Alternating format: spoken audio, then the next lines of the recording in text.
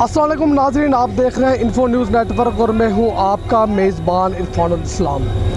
नाज़रीन, पाकिस्तान को मार्ज़े वजूद में आए 75 साल हो चुके हैं। 14 अगस्त 1947 से लेकर 14 अगस्त 2022 तक अगर हम देखें तो पौनी सदी का ये जो है ये वक्त बनता है। और पौनी सदी का जो वक्त है ये कोई मामूली वक्त नहीं है, एक बहुत बड़ा वक्त है कि 75 साल के अंदर 3 नस्लें जो है वो जवान हो जाती हैं। नाज़रीन, इस वक्त जो है बहुत सारे लोग हमारे पास ऐसे हैं जिनकी नज़र के अंदर ये 75 साल ऐसे गुज़रे हैं कि जैसे कि पल भर में 75 साल गुजर गए हैं।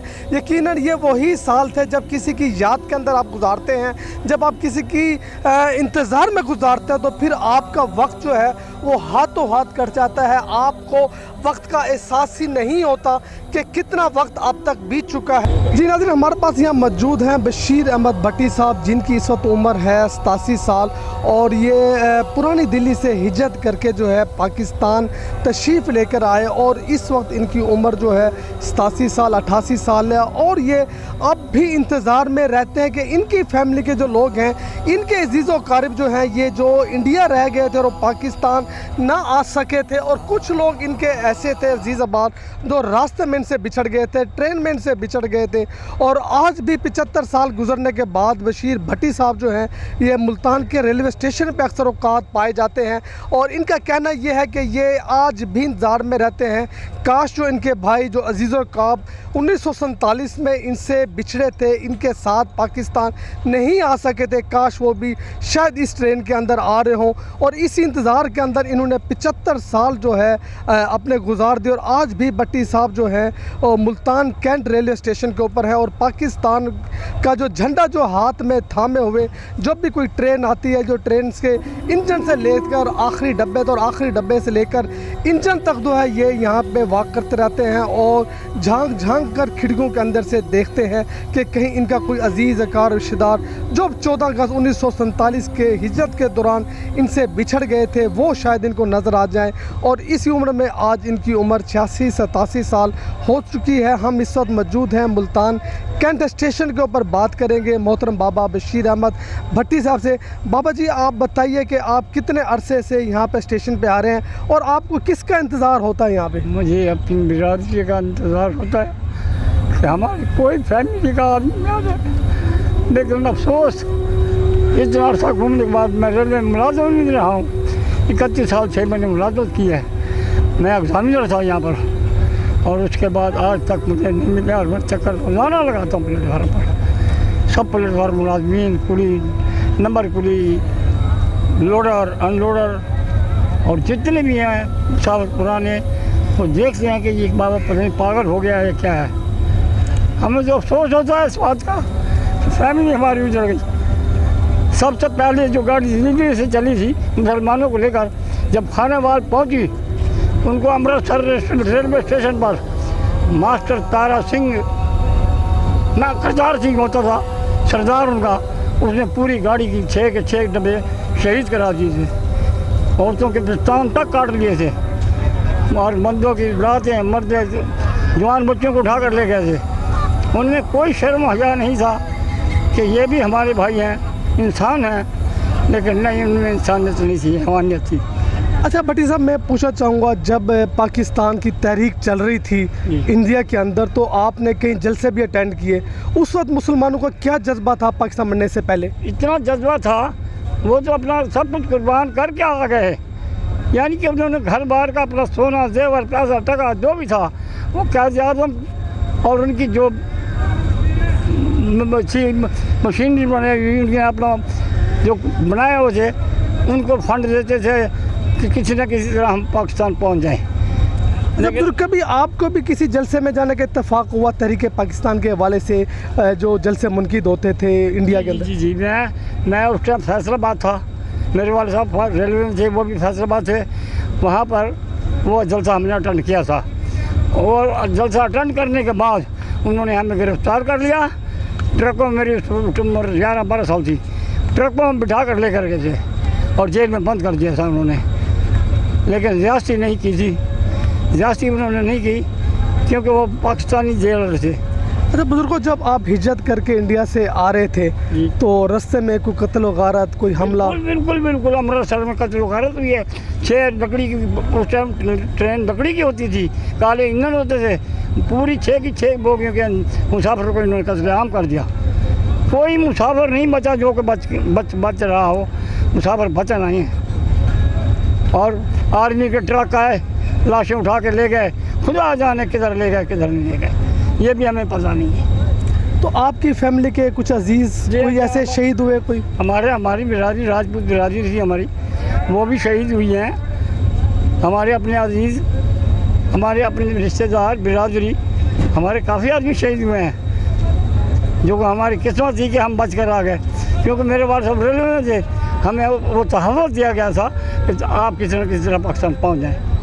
अच्छा बुजुर्गों, कोई अब भी कोई अजीज़ हैं आपके जिनको आपको जिनसे आपका राब्ता भी नहीं हुआ और आज भी आपको इंतज़ार है? वो कौन है वो? वो हमारे परदादा थे, नाना थे, मामू हैं, फूफी हैं, सारे रिश्तेदार। आधे हमारे रिश्तेदार पुरानी दिल्ली में हैं, हाथी गेट। तो दोबारा दिल करता आपको जाने का, जो आप घर बार छोड़ के आए थे, आपके दोस्त बाप थे? हम तो कहते हैं आ जाएं, हम तो कहते हैं आज जाएं, कल की जाए, वो आ जाए हमारे पास। कोई तो आना चाहिए ना, आखिर खून है, खून तो खून से जुदा नहीं होता ना। अच्छा, आपके परदादा थे वो ना आ सके और आप 75 साल, पता नहीं वो जिंदा भी हैं या नहीं है, तो फिर भी आपको इंतज़ार है इस ट्रेन के ऊपर। आप किसको, क्या आपके दिल के अंदर है, हमारे क्या महसूस होता है आपको? हमारे को ये महसूस होता है, कोई मेरा अजीज़ इंडिया से या कराची से आ रहा हो, इंडिया से कराची गया हो, कराची से आ रहा हो, उनको हमारा तो पता नहीं है कि वो मुल्तान में है, कोई मुल्तान में है, कोई सहीवाल में है, कोई फैसलाबाद में है। अच्छा, तो मतलब जब ये ट्रेन चली जाती है जी, तो फिर आपको क्या महसूस हो रहा होता है? दुख महसूस होता है, दुख महसूस होता है कि कोई नहीं मिला अजीज, कोई रिश्तेदार नहीं मिला। इतना तो होना चाहिए था कि कोई तो अजीज मिला दीजिए। इसके लिए हमने बड़ा कुछ किया, जज्बात किया। हमारी एक एसोसिएशन बनी थी राजपूत, लेकिन वो भी ख़त्म करके वो जो कि बाद निकले हमारे कई आदमी, जो कि फंड वगैरह भी खा गए, सब कुछ किया, लेकिन गरीबों के लिए कुछ नहीं किया।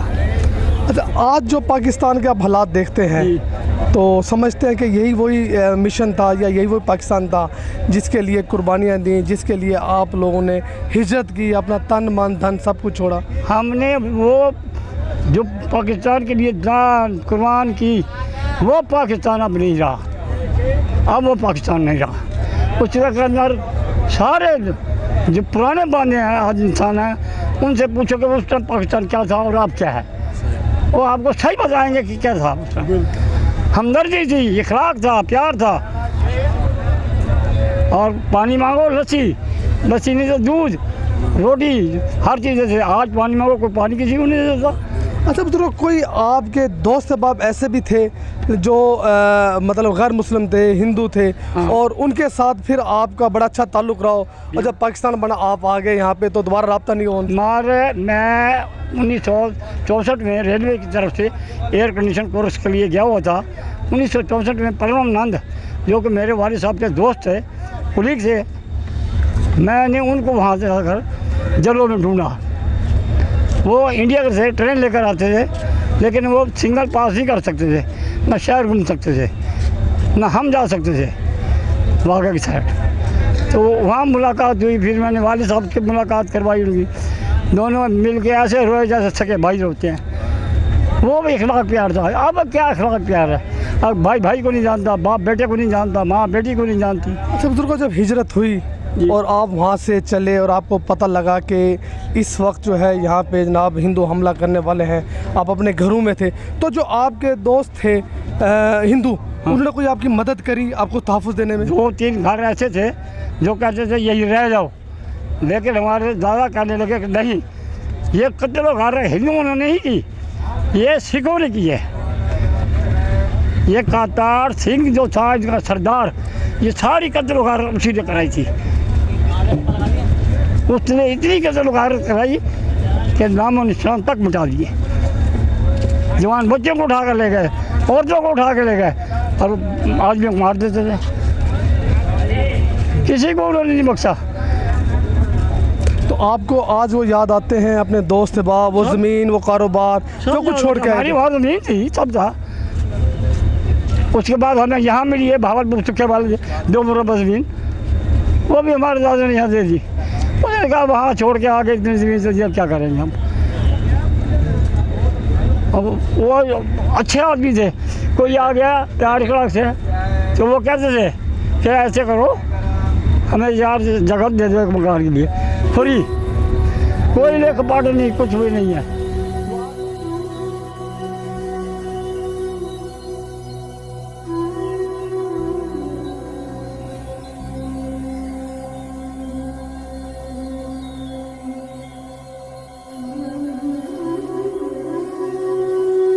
अच्छा, बुजुर्गों में से ये पूछना चाहूँगा, जब आप वहाँ से निकले, जी। हिजरत करके आए, तो वो जो रास्ते में आपको कौन कौन सी मुश्किलात का सामना करना पड़ा? हमें हर किस्म की मुश्किलात था, पानी की तकलीफ़, खाने पीने की तकलीफ़, कोई क्या आपको सुना है, भूख की वजह से बच्चे औरतें बूढ़े मर गए थे अच्छा उस ट्रेन के अंदर। अच्छा। कोई पानी पूछने वाला नहीं होता था, कुछ नहीं होता था वहाँ पर। तो रास्ते में कोई कत्ल वगैरह देखी? बड़ी कोई वहीं हुई अमृतसर में किए बस। अच्छा, कोई लाशें देखी आपने रास्ते के अंदर? पूरी गाड़ी के 6 बोगी सारी लाशों की भरी पड़ी थी। अच्छा अच्छा। जो छुप गए वो बच गए, जो नहीं छुपे मारे गए। चलो, और जो आपके उधर देखा होगा कि बहुत सारे जो नौजवान थे मुसलमानों के, उनके पास भी कोई मुकाबले के लिए कोई ऐसी चीज़ें थी? कुछ नहीं था लाठियों के अलावा, अच्छा सिर्फ हमारे पास लाठियाँ थी, उनके पास बल्बें थे, तलवारें थी, हमारे पास कुछ नहीं था। अच्छा। हमें तो अपनी जान बचानी मुश्किल थी। अच्छा, जब आपके गांव पे हमला हुआ जी। तो आपको पता था कि ये हमला होने वाला, कोई आपने तैयारी की थी उनकी, या फिर आप? हमने सामान पहले ही महीना 1.5 महीना बांध रखा था, लेकिन सामान कहाँ आने देते थे, सामान नहीं। वो भी सब खोस दिया, अच्छा कुछ भी ना दिया, सब रख लिया उन्होंने। अच्छा। हाँ जी। तो लूट मार भी करी कोई रास्ते में आपके सामान में? कोई या सारा कुछ लूट मार करके ले गए ना। सारा लूट मार। हाँ। अच्छा, हमने ये भी सुनने में जो खवातीन जो साथ थी उनके मुंह काले करके उनको छुपा के लेकर आए थे, ऐसा कोई चीज़ें? मैं बताऊँ, बुरके उस टाइम होते थे हमारे सफेद टोपी वाले मुसलमानों के, औरतें पहनती थी, वो पहनते थे। उनको पता लग गया ये मुसलमान औरत है तो फ़ौरन 10-12 सिखों का दस्ता पहुँच जाता था। हिंदू नहीं पता आते थे। लगता था उनको कि मुसलमान औरत है? हाँ, बुरके में सिख पहुंच जाते थे वहाँ? हाँ, हम बुरका में पहचाने जाते थे ना। अच्छा अच्छा अच्छा। बुरके में पहचाने जाते थे, अच्छा। बगैर बुरके वो नहीं पहचान सकते थे। तो फिर वो क्या ले जाते थे, उसके लिए कोई मज़ामत की? जी, जवान बच्चियों को तो ले जाते थे, बूढ़ियों को कत्ल कर देते थे, यहाँ तक कि उन्होंने पिस्टन तक काटे हैं। ये खुद अपनी आंखों से देखा है उन्होंने। ये नेज़े नहीं होते, नेज़े मारते थे। अच्छा। हाँ तो जी। ये भी हमें तारीख में पढ़ा कि जो नौजवान बच्चियां थी मुसलमानों की, उनके वालिदैन ने हुक्म दिया अपनी बच्चियों को कि ये कुआं है, हाँ, या मतलब इसमें छलांगे लगा दी थी, दरिया में छलांगे लगाई हैं, लेकिन उन्होंने किसी को भी नहीं बख्शा। अच्छा हाँ जी, वो ज़बरदस्ती उठा कर ले जाते थे। अच्छा। वो ये नहीं कहते थे कि ये क्या है क्या नहीं, जवान लड़कियाँ उठा के ले गए। तो मुसलमानों के पास सर कोई ऐसा उस वक्त कोई असला, कोई इस तरह कुछ की भी चीज़ें? नहीं था, सिर्फ लाठी लाठी थी बस, बस? ना पिस्तौल थे, अच्छा। ना बंदूकें थी। अच्छा। हाँ, जो आर्मी थी उनके पास 10 फुट की बंदूक होती थी, लंबी सी, हाँ। संगीन लगी होती थी 2 फुट की, वो लिए के फिरते रहते थे। अच्छा, आज भी हम ये अगस्त का महीना और जश्न आज़ादी कौम मना रही है, और आप जो है यहाँ पे मौजूद हैं, और ट्रेन के अंदर आज भी ये ट्रेन जा रही है, तो आपको क्या मैं कोई आपके कोई अजीज रिश्तेदार कोई आए जैसे हाँ, दिल में ये इंतजार ट्रेन के होती अंदर, कोई है, आए आपके, कोई नजर आया आपको? कुछ नहीं नजर आया। तो क्या महसूस हो रहा है आपको इस तरह? दुख दुख के अलावा कुछ नहीं है। जब याद आते हैं तो बैठ के रोते हैं, पूरी रात नींद नहीं आती घर वालों को, हमें नींद नहीं आती। इन्होंने बहुत जुल्म किया, लेकिन हिंदुओं ने इतना जुल्म नहीं किया जितना सिखों ने किया, तो उनके साथ भी अल्लाह ने वैसे ही किया। आज ये ट्रेन देख के आपको क्या याद आ रहा है? मतलब ये ट्रेन जा रही है, आप स्टेशन में मौजूद हैं, हमें ये याद आ रहा है, कोई अजीज मिल जाए, कोई दोस्त मिल जाए। मैंने अपने वालिद साहब को 1964 में परमानंद हिंदू से मिलवाया था, वो भी रेलवे में मुलाजिम था, वो आते थे ट्रेन लेकर, उनसे मिलवाया। मेरे वाले साहब हैरान हो गए कि आपने इसको कैसे बचाना। मैंने कहा 11-12 साल की उम्र थी, इकट्ठे रहे हैं, हमें नहीं पहचानते। अच्छा बाबा जी, बस मैं ये पूछना चाहूँगा कि आज कौम जो है जश्न आज़ादी मना रही है और वो जश्न आज़ादी इंडियन गानों पे नाच के, डांस करके, भंगड़े डाल के, बाजा बजा के जो है ना जी वो कर रहे हैं, तो इसके हवाले से आपको क्या महसूस होता है? आपने कुर्बानियाँ दी थी, हमें शर्म आपने महसूस होती है, हमें शर्म महसूस होती है। इनको तो थोड़ी सी शर्म यहाँ नहीं है कि हमारे मुसलमान बहन औरतें, माएँ, भाइयों के साथ क्या असर हुआ है, हमारे साथ क्या असर हुआ है। इनको तो बस वही इंडिया के गाने के ऊपर डांस है और कुछ नहीं है। तो हमारी कौम को आप क्या कहेंगे, क्या पैगाम देंगे? कहूँगा कि खुदा के लिए अपने बच्चों को दीनी तालीम दो, उनको दीनी हकूक़ बताओ, उनको जनाबरी, उनको असल बात यह है कि उनको ट्रेनिंग दी जाए। आगे एक लाठी होती थी और 10 आदमी लड़ते थे, आज अब तो लाठी का आप ये पीछे से गोली मारी है। अच्छा बुजुर्गों, आप क्या समझते हैं जो हमारी आज की नौजवान कौम है, उनको मालूम है कि पाकिस्तान कैसे बना? उनको कोई एहसास है इस चीज़ का? उनको कोई एहसास नहीं कैसे बना, क्या हुआ क्या नहीं हुआ। हम बताते हैं, परवाह नहीं करते, हम समझाते हैं, अपनी पुष्ट बनाते हैं। मेरे पास सदर नसब की डायरी है, जहाँ से हम चले हैं, गरीब है या यतीम है, कोई पूछने वाला नहीं है, भूखा है, प्यासा है। वहाँ पर हर शख्स गया किसी गाँव में, कोई पानी लेके आ जाता था, भाई रोटी खाओगे भाई। अगर एक जगह गांव में शादी हुई है ना, वो कहते थे, हाँ जी, वो क्या कहते थे, ये हमारा जवाई है, पूरा गांव कहता था। अब कौन है, किसी को पूछने वाला है कोई? नहीं है, नफ्सो नफ्सी है, नफ्सो नफ्सी है। तरबियत नहीं है, हमारी तरबियत नहीं है, हमारी तरबियत होनी चाहिए। हम तो कहते हैं कि आप तरबियत बच्चों को दो, इस्लामी तालीम की तरफ रजू करो, लिबास सुन्नत पे करो। चलें, बहुत शुक्रिया, बहुत शुक्रिया जी।